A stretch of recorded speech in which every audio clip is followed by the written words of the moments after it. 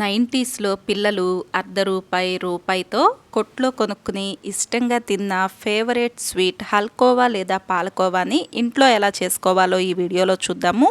Welcome to Vantalammi. నేను మోనిక. మీరు కనుక ఈ ఛానల్ను మొదటిసారిగా చూస్తున్నట్లయితే తప్పకుండా సబ్స్క్రైబ్ చేసుకోండి. ముందుగా 1 కప్పు పుట్నాల పప్పును మిక్సీ జార్లోకి వేసుకోండి. అదే కప్పుతో 1 కప్పు పంచదారను కూడా తీసుకోవాలి.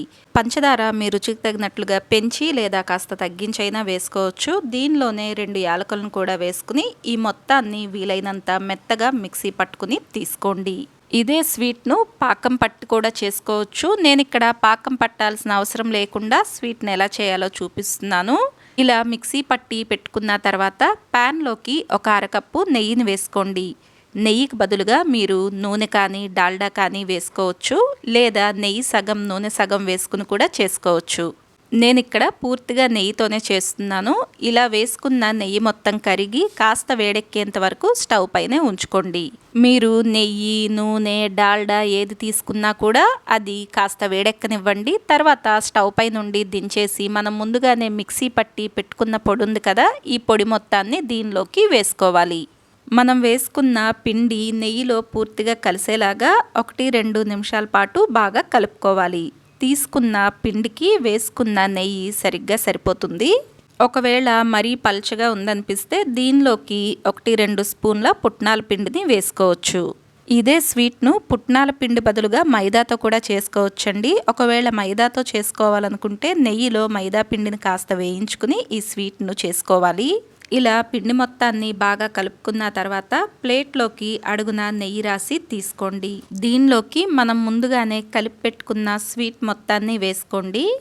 ఈ స్వీట్ను ఎక్కడ ముద్దలుగా గడ్డగా లేకుండా చూసుకుంటూ ఇలా చేత్తో ఒత్తుకోవాలి. ఈ స్వీట్ కాస్త మందంగా ఉంటే బాగుంటుంది. అందుకనే ఇలా ఒక పక్కకి కాస్త దగ్గరగా మందంగా వచ్చేలాగా చేత్తో ఇలా నొక్కుకుంటూ సర్దుకోండి. ఈ స్వీట్ దానంతటదే గట్టిపట్టడానికి 3-4 గంటల సమయం పడుతుంది.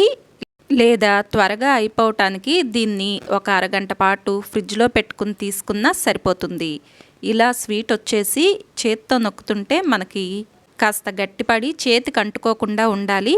అలా వచ్చినప్పుడు స్వీట్ను మీకు నచ్చిన సైజులోకి ముక్కలుగా కోసి తీసుకోండి.